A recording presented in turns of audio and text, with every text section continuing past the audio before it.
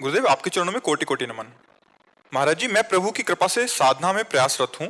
नाम जप करते हुए जिह्वा, कंठ और हृदय में तो स्पंदन स्पष्ट प्रकट होता है, पर जब श्वास पर लाने का प्रयास करती हूँ तो ध्यान सांस पर ही लग जाता है, नाम से हट जाता है। गहरी सांस लेने या सांस को अंदर रोककर नाम लेना, इसके लिए मैं क्या प्रयास करूं महाराज जी? नहीं, नाम पर ध्यान रखिए, श्वास पर ध्यान रखिए और नाम छूट जाए तो फायदा क्या हुआ? खास बात तो हमारा लक्ष्य है नाम अधिक से अधिक हम जपें। अगर हम श्वास पे ध्यान देते हैं तो ऐसे देते हैं, राधा राधा राधा राधा राधा राधा राधा राधा राधा राधा राधा राधा राधा राधा राधा राधा राधा। ऐसा श्वास पे ध्यान क्या कि नाम ही छूट जाए? नहीं, नाम श्वास दो बिलक चलत है, इनको भेद न मोको भावे, श्वास नाम नाम ही श्वासा, नाम श्वास को भेद मिटावे, तब रोम रोम और रग रग बोले, तब कुछ स्वाद नाम को पावे। ऐसी एकाग्रता तो मुझे समझ में नहीं आ रही जो आप कह रहे हैं कि हम श्वास पर ध्यान देते हैं तो नाम छूट जाता है। नहीं, हम श्वास पर नाम चलाने का ध्यान दे रहे हैं। हम श्वास तो आपके चलाए चल रही, क्या श्वास तो स्वाभाविक आ जा रही है। हम उसको थोड़ा लंबा खींच सकते हैं, उसे थोड़ा कम समय में जो श्वास हमारी निकल जाती है उसे हम थोड़ा लंबा समय लेते हैं। तो नाम के बल से ही तो लेते हैं कि हम 10 बार जहाँ नाम था वहाँ 12 बार नाम ले लिए, 15 बार। तो नाम छूट गया तो श्वास का मतलब क्या रहा?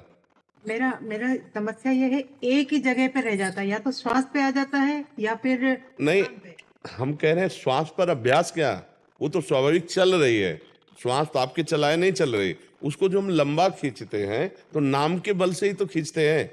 अब ऐसे लंबा खींचने का मतलब क्या? अगर हम कुंभक भी करते हैं तो हम उसमें नाम जप करते हैं ना, फिर उसका मतलब क्या रहा? श्वास रोकने का मतलब क्या रहा? बहुत से ऐसे जीव जंतु हैं जो लंबी श्वास खींचकर जल में रहते हैं, क्या उनको भगवत प्राप्ति हो जाती है क्या? श्वास में नाम चलना अनिवार्य है, नाम अधिक चलना और श्वास को अधिक देर रोके रहना अब हमारा काम बना। श्वास को केवल रोके रहे तो बहुत से ऐसे जीव हैं उनको भगवत प्राप्ति थोड़ी होती, मिट्टी में है, जल में है। हमारा लक्ष्य है नाम अधिक चलाना। जहाँ 5 नाम में श्वास खत्म हो जाती है वह हम 7 नाम में ले आए, 10 नाम में ले आए, 12 नाम में ले आए, तो हमारा प्राण संशोधन भी हो रहा है और अधिक से अधिक नाम जप कर रहे हैं तो हमारी एकाग्रता पुष्ट होती है। प्राण, मन और ब्रह्मचर्य तीनों का एक समावेश है। अगर हमारा प्राण संशोधन सूक्ष्म हुआ तो हमारी ब्रह्मचर्य में स्थिति होने लगेगी और मन हमारा संकल्प विकल्प रहित होने लगेगा। मन को अगर रोक पावे संकल्प विकल्प से तो प्राण सूक्ष्म होने लगेंगे और ब्रह्मचर्य में स्थिति आ जाएगी। अगर ब्रह्मचर्य को संभाल ले तो प्राण सूक्ष्म होने लगेंगे, मन शांत होने लगेगा। ये तीनों का कनेक्शन है। तीनों में से किसी एक को अगर संभाले तो तीनों संभल जाएंगे। तो सहज है, सरल है, भगवान का नाम बहुत करुणामय है। उसको हम श्वास में चलाना शुरू करें तो मन जो बार बार भागता है वो हमारी पकड़ में आ जाएगा।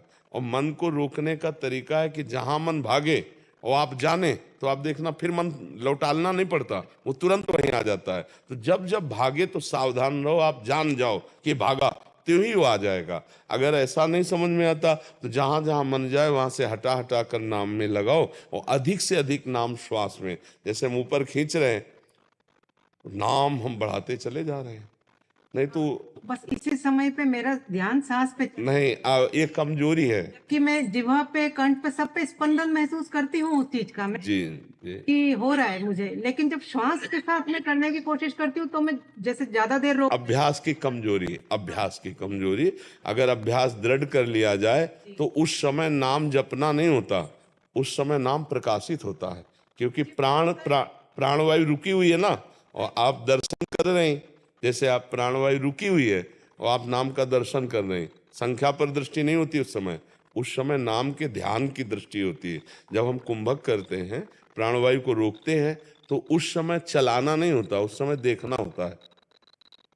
नामाकार वृत्ति उस समय नाम में पूरी वृत्ति, और जब फिर छोड़ा तो फिर नाम लेते हुए, अब जब शुरू हो जाएगा, छोड़ने पर जब शुरू हो जाएगा, खींचने पर जब शुरू हो जाएगा, लेकिन कुंभक में ध्यान होगा।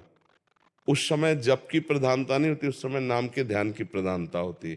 तो अभ्यास की कमी के कारण ऐसा हो सकता है। हम अभ्यास और दृढ़ करें तो परिपक्व हो जाएगा।